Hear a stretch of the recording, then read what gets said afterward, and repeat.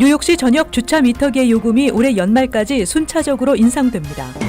뉴저지주 민주당 스티븐 스위니 상원의장이 재산세 부담을 줄이기 위한 학군 통폐합 추진 보고서를 발표했습니다. 이민 서비스국이 체류 신분을 유지하지 못한 FMJ 비자 소지자가 신분 회복을 시도할 경우에는 불법 체류 기간 산입이 중단된다고 수정된 최종 지침을 발표했습니다. 공립대 수업료를 면제해주는 엑셀시올 스칼라십 프로그램의 혜택을 받고 있는 학생들이 극소수에 불과하다는 지적이 나오고 있습니다. 뉴저지 한인상록회가 광복절을 맞아 성악가 등 정상급 연주가들이 펼치는 경축음악회를 개최합니다. 이상은 이 시각 주요 뉴스입니다. 시청자 여러분 안녕하십니까? KBN 뉴스입니다. 뉴욕시 전역 주차 미터기의 요금이 올해 연말까지 순차적으로 인상됩니다. 또 뉴욕시 보로별 공용주차장 주차 요금도 인상됩니다. 뉴욕시 교통국은 시 전역에 설치된 8만 5천 개의 주차 미터기 요금이 순차적으로 인상된다고 발표했습니다. 주차 미터기 요금 인상은 브루클린 9월 4일, 맨하탄 10월 1일, 퀸즈 11월 1일, 브롱스와 스테이튼-아일랜드 12월 3일부터 적용됩니다. 인상폭은 차종과 구역별로 차등 적용되는데 일반 승용차의 경우 맨하탄 14에서 59 스트리트과 2에서 8 애비뉴 지역에 포함된 미드타운과 로우 맨하탄 지역은 현행 시간당 3달러 50센트에서 4달러 50센트로 1달러 인상됩니다.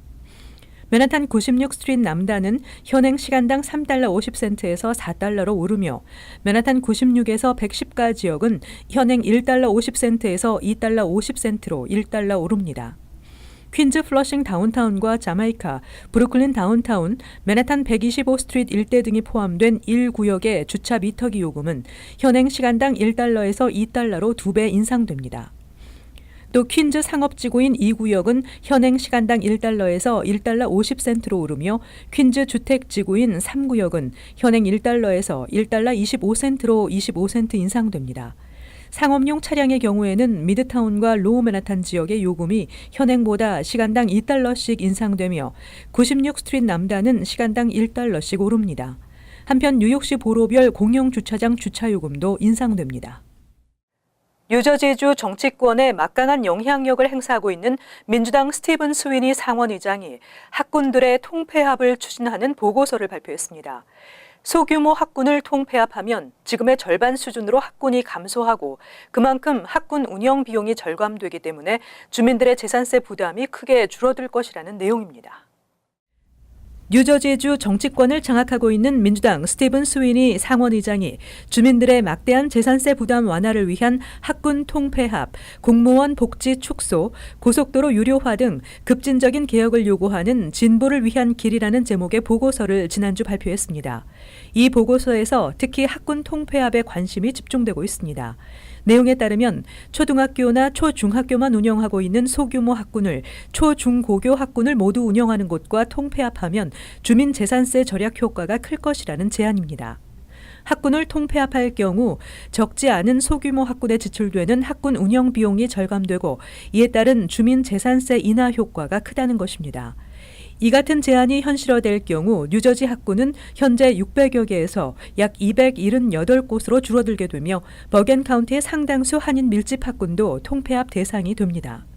클러스터 학군도 초중학교만 운영하고 있어 통폐합 대상이며 한인 학생 비율이 최소 15% 이상인 학군 중에는 데마레스트, 에지워러, 잉글우드 클립스, 해링턴 파크, 힐스데일, 노루드, 올드 테판, 오라델, 리버 엣지 등도 대상입니다. 또 스위니 의장은 뉴욕시처럼 광역학군으로 개편해 카운티 단위로 교육행정을 실시하는 것이 주민 재산세 완화에 도움이 된다고 제안했습니다. 이 같은 제안이 당장 현실화될지는 미지수이지만 스위니 의장이 주의회에서 막강한 영향력을 행사하는 인물이라는 점과 재산세 문제 해결이 시급한 상태라는 점에서 현실화 가능성도 예상되고 있습니다.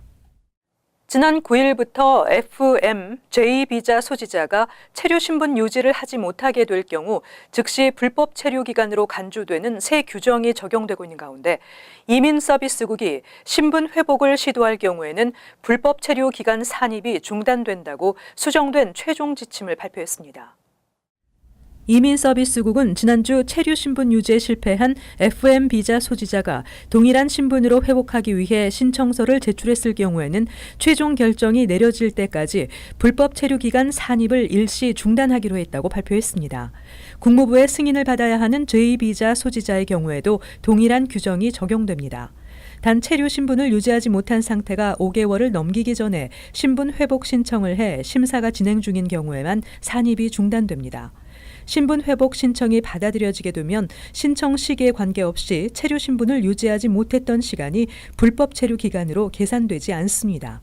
그러나 신분 회복 신청의 기각 판정이 내려지면 그 다음 날부터 불법 체류 기간 산입이 재개돼 신청 이전 기간에 이어서 계속 가산됩니다. 국토안보부가 발표한 2016-2017 회계년도 출입국 오버스테이 현황 보고서에 따르면 FJ 비자 소지자의 오버스테이 비율은 전 회계년도보다 낮아졌지만 FMJ 비자 모두 다른 비자 종류에 비해서는 계속해서 높은 수준의 오버스테이 비율을 보이고 있는 것으로 나타났습니다. 뉴욕주 중산층과 저소득층 가정의 학생들에게 공립대 수업료를 면제해주는 엑셀시올 스칼라십 프로그램에 혜택을 받고 있는 학생들이 극소수에 불과하다는 지적이 나오고 있습니다. 30학점을 이수해야 하는 자격 조건 때문에 거부율이 높은 것으로 나타났습니다. 뉴욕주 전체 학부생 63만 3,543명에 불과 3.2%인 2만 86명이 엑셀시올 프로그램의 혜택을 받고 있으며 특히 뉴욕시 주립 시립대 재학생 24만 2천 명 가운데에는 1.7%인 4천 명이 장학금을 받은 것으로 분석됐다고 도시미래센터가 지난주 발표했습니다. 뉴욕시 시립대 큐니 4년제 대학 재학생 중에는 2.3%인 3,335명이 엑셀시올 장학금을 받았으며 9만 5,951명이 재학 중인 커뮤니티 칼리지에는 불과 0.9%인 820명만 혜택을 받았습니다. 보고서에 따르면 엑셀시올 스칼라십 6만 3,599명의 신청자 가운데 68.4%가 거부당했는데 가장 큰 이유는 30학점 이수의 풀타임 자격 조건을 충족시키지 못했기 때문으로 나타났습니다. 또 다른 연방, 주정부 장학금으로 커버되지 않는 나머지 학비에 적용되며 교재비, 기숙사비 등 학비 외 다른 비용을 커버해주지 않습니다. 또 다른 이유로 학부를 4년 내에 졸업해야 하고 졸업 후 5년 동안 뉴욕주에 거주하지 않으면 융자로 전환된다는 조건도 프로그램 신청을 감소시키는 요인으로 분석됐습니다. 이와 관련해 앤드루 쿠머 주지사 측은 학비를 면제받는 풀타임 학생의 비율이 공립대 재학생 절반 이상인 53%에 달한다고 반박하며 주정부의 학비 보조 프로그램이나 연방 펠그랜트로 학비 전액을 면제받는 학생들을 감안하지 않았다는 지적입니다. 지난 주말 42명이 탑승한 뉴저지 스쿨버스가 전복돼 30여 명이 부상을 입는 사고가 발생했습니다. 경찰은 스쿨버스가 전복된 원인이 뺑소니에 의한 3중 추돌 사고 때문으로 보고 수사 중입니다. 뉴저지주 경찰에 따르면 지난 토요일 오후 뉴저지 턴파이크 북쪽 방향으로 가던 스쿨버스가 이스트 브론스윅에서 전복돼 타고 있던 어린이 17명을 포함해 총 36명이 부상당했습니다. 부상자들은 다행히 모두 생명에 지장이 없는 것으로 알려졌습니다. 경찰은 이날 스쿨버스의 전복 원인이 뺑소니에 의한 3중 추돌 사고로 보고 수사 중입니다. 이 스쿨버스는 라스 바라카 뉴악시장의 후원으로 밀스톤 블랙베어 레이크 캠프에서 열린 패밀리 리유니온 피크닉에서 뉴악으로 돌아오던 길이었습니다. 한편 이번 사고로 뉴저지 턴파이크 이스트 브론스윅 일부 차선이 폐쇄돼 일대 혼란이 있었습니다. 뉴저지 한인상록회가 광복절을 맞아 경축음악회를 개최합니다. 성악가 등 정상급 연주가들이 다양한 장르의 음악을 선사합니다. 지한샘 기자가 전해드립니다. 광복 73주년과 뉴저지 한인상록회 창립 28주년을 기념하는 광복절 경축음악회가 개최됩니다. 뉴저지 한인상록회는 나라의 독립을 위해 큰 희생을 치러야만 했던 선조들의 넋을 기리기 위해 음악회를 열게 됐다며 특히 한인 2, 3세들에게는 광복절의 의미를 배우고 되새기는 시간이 될 수 있기를 바란다고 밝혔습니다. 아시다시피 8월 15일은 또 해방의 날이고 또 그 3년 뒤 1948년도에는 건국의 날입니다. 그래서 겸해서 8월 15일 날 광복절 경축음악회를 인그루드 병원에서 준비했습니다. 오는 8월 15일 오후 6시 30분 잉그루드 병원 대강당에서 개최되는 7회 광복절 경축음악회는 상록회 회원들의 기타, 색소폰 연주를 시작으로 교회 음악을 기반으로 활동하는 좋은 이웃 하모니, 호소력 짙은 목소리로 노래하는 파페라 그룹 N4, 트럼피스터 노은정, 다수의 오페라에서 주역으로 활동한 소프라노 김수정, 클래식 색소폰 연주자 이원기 등의 전문 음악가들이 광복과 대한민국을 주제로 다양한 연주를 펼칠 예정입니다. KBN 뉴스 지한샘입니다. 뉴욕시 정부의 차량 공유 서비스 면허 규제를 앞두고 우버가 지난주 새 운전기사들에게 보너스 $500를 지급해 신청이 폭주했던 것으로 알려졌습니다. 한편 드블라지오 시장은 내일 조례안에 승인 서명할 예정입니다. 차량 공유 서비스 면허 규제 조례안이 뉴욕시 의회에서 통과되고 시장의 승인을 앞두고 있는 가운데 우버가 지난주 차량을 늘리기 위해 신규 신청자에게 $500 보너스를 지급해 신청자가 급증했습니다. 뉴욕 포스트는 지난주 롱아일랜드 시티의 우버 사무실과 뉴욕시 택시 리무진국은 신규 신청자로 붐볐다고 보도했습니다. 택시 리무진국에 따르면 지난 8월 1일부터 9일 차량 공유 서비스 신규 신청자는 총 3,152명으로 지난해 같은 기간보다 560명이나 늘었습니다. 뉴욕시가 차량 공유 서비스의 급증으로 인해 교통정체가 심화되면서 추진하고 있는 차량 공유 서비스 면허 규제 조례안이 시행되면 앞으로 1년 동안 휠체어 차량을 제외한 우버 차량은 신규 면허를 받을 수 없습니다. 규제를 앞두고 몰려오는 신청자를 위해 우버 측은 며칠이 걸리는 승인 절차를 몇 시간으로 단축하는 등 대기 시간을 줄이고 있습니다. 택시 리무진국에 따르면 현재까지 차량 공유 서비스 운전자는 11만 2천 명입니다. 남은 모기지 융자가 주택 시세보다 높은 주택을 깡통 주택이라고 하는데요. 모기지가 있는 미국 내 주택의 10%가량이 깡통 주택인 것으로 나타났습니다. 남은 모기지 융자가 주택 시세의 절반인 주택은 전체의 4분의 1 정도였습니다. 모기지가 있는 미국 내 주택의 24.5%는 모기지 융자 밸런스가 현 주택 시세의 50% 아래인 홈 에퀴티가 많이 쌓인 주택이며 10.5%는 깡통 주택이라고 부동산 리서치 전문 업체 아톰 데이터 솔루션스가 공개했습니다. 미국 내 깡통 주택은 550만 채, 홈 에퀴티가 많이 쌓인 주택은 1,360만 채 정도라고 아톰 데이터 솔루션스는 분석했습니다. 50개 주 가운데 홈 에퀴티가 많은 주택이 가장 많은 곳은 캘리포니아주로 전체 주택의 43.5%, 하와이는 38.3%, 워싱턴 34.5%, 뉴욕 33.2%, 오리건 32.8% 등으로 홈 에퀴티가 많이 쌓인 주 탑 5 안에 들었습니다. 미국 내 도시 중 에퀴티가 많이 쌓인 주택 비율이 가장 높은 도시로는 산호세 71.9%, 샌프란시스코 60.8%, LA 47.9%, 시애틀 41.1%, 샌디에고 40.0% 등으로 나타났습니다. 반면에 깡통 주택 비율이 가장 높은 주들은 루이지애나 21.7%, 일리노이 18.5%, 미주리 17.8%, 미시시피 16.8%, 오하이오 16.2% 등이었습니다.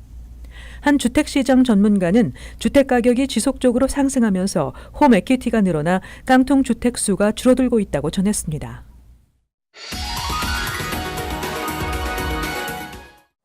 이어서 LA 지역 한인사회 소식입니다. 최근 2인조 흑인 도둑이 LA 한인타운에 침입해 물건을 훔쳐가는 사건이 빈발하고 있습니다. 이들은 환한 대낮에 방문객인 것처럼 들어가 범행을 저질렀는데요. 다음 기회를 위해 범행 장소를 탐색하는 대담함까지 보였습니다. 여준호 기자가 전해드립니다. LA 한인타운 한복판의 한 상업 건물에서 찍힌 CCTV 영상입니다. 전원 한인 직원들로 구성된 이곳에 갑자기 흑인 2명이 들어와 서성입니다. 인터뷰를 보러 왔다고 속여 건물에 침입한 이들은 이내 엉금엉금 사무실 책상 밑으로 기어들어가더니 훔칠 물건이 없는지 서랍을 뒤지기 시작합니다. 상황이 여의치 않자 사무실 내부에 사진을 찍고 건물 창고에 키 뭉치를 훔쳐 달아나는 등 다음 기회를 노리기 위한 치밀함까지 보였습니다. 최근 이 같은 2인조 흑인 절도범들이 LA 한인타운 건물이나 업소에 침입해 금품을 털어가는 사례가 잇따르고 있습니다. We do have commercial burglaries that happen in this division off and on. There are some weeks that are a little bit more busier than others. 절도범들은 한인타운의 스포츠센터나 식당에도 자연스럽게 방문객인 척 들어가 금품이나 와인 등을 훔친 것으로 알려졌습니다. 바쁜 시간이나 혼잡한 시간에 직원들이 자리를 비운 틈을 노려 대담하게 범행을 저지른 것입니다. 특히 상업 건물을 노리는 절도범들은 완전 범죄를 위해 사전 답사를 하는 경우가 많은 만큼 수상한 사람이 보일 경우 각별히 유의해야 합니다. A lot of times is the suspect is hanging out at the location for a long period of time. A lot of people, whether they're residents, they're customers, or they're business owners, they cross paths. And so by calling the police, at least you can get some officers that can make contact with this person. He may not be committing a crime, but at least officers can make contact with him, and then that person will know that, hey, he's been seen or he could be possibly being watched for criminal activity. LAPD는 현재 CCTV 자료를 토대로 2인조 흑인 절도범들을 쫓고 있다고 밝혔습니다. MBC 뉴스 여준호입니다. 허브 웨슨 LA시 의장이 자신의 아들 결혼식 보안 강화에 LA시 세금을 사용한 것으로 드러나 논란이 되고 있습니다. LA 경찰국에 따르면 웨슨시 의장은 지난해 9월 아들의 결혼식 보안 강화를 위해 LAPD 경찰 인력 5명이 동원됐으며 이에 따라 세금 2,768달러를 개인 경비로 사용한 것으로 나타났습니다. 허브 웨슨 아들 결혼식에 배치된 LAPD는 에릭 가세티 LA시장을 비롯한 주요 정치인들을 보호하는 등 총 38시간을 근무한 것으로 드러났습니다. 한편 웨슨시 의장은 지난 5년 동안 소유 건물 2채에 대한 차압 통보를 수차례 받는 등 재정적인 어려움을 겪고 있는 것으로 알려졌습니다. 이어서 간추린 소식입니다. 뉴저지주 공립학교는 오는 9월 학기부터 유치원부터 5학년생까지 매일 20분 이상의 휴식 시간이 의무적으로 제공돼야 합니다. 필 머피 주지사는 성적 향상을 이유로 쉬는 시간을 제한해 학생들이 충분한 휴식 시간을 갖지 못하는 것 등을 금지하는 내용의 법안에 서명했습니다. 법안에 따르면 학생들은 일주일에 2번 이상 휴식 시간을 빠질 수 없고 되도록 야외 활동을 하도록 규정하고 있습니다. 최근 헌터던 카운티에 거주하는 74세 남성이 웨스트나일 바이러스에 감염됐다고 뉴저지 주 보건국이 밝혔습니다. 보건국은 현재 이 남성 외에도 2명을 추가 의심 환자로 보고 예의주시하고 있습니다. 특히 버겐 카운티에서는 웨스트나일 바이러스에 감염된 모기가 주 내 카운티 중 가장 많은 곳에서 발견돼 주의가 요구되고 있습니다. 한 백인 유학생이 스토니브룩 교수 레리 프로맨을 포함해 대학교를 상대로 인종 성차별을 이유로 연방법원에 $300만 손해배상 소송을 제기했습니다. 소장에 따르면 프로맨 교수는 자주 이 학생에게 멍청한 금발 여자라는 발언 등을 하며 빈정거렸다는 것입니다. 또 학업 평가와 점수도 남학생과 여학생을 차별했다고 주장했습니다. 2억 4,560만 달러의 파워볼 잭팟 티켓은 지난 11일 추첨 직전 스태튼아일랜드 뉴도프 비치의 스탑앤샵에서 팔린 것으로 알려졌으며 아직까지 당첨자가 나타나지 않았습니다. 당첨 번호는 05, 43, 56, 62, 68, 파워볼 24, 파워플레이 2배로 당첨자는 티켓 번호를 기계가 무작위로 뽑는 퀵픽을 이용해 구입한 것으로 알려졌습니다. 계속해서 환율과 증권 소식입니다.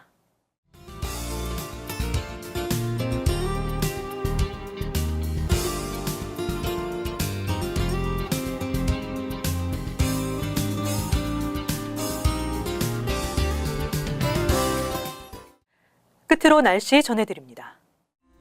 화요일 흐리고 습도가 높으며 몇 차례 비와 소나기 예상됩니다. 낮 최고 기온은 84도, 섭씨 영상 29도, 밤 최저 기온은 69도, 섭씨 영상 21도. 수요일 대체로 맑겠습니다. 목요일 역시 대체로 맑겠으나 덥고 습도가 높겠습니다. 이상으로 KBN 뉴스를 마칩니다. 시청해주신 여러분 고맙습니다.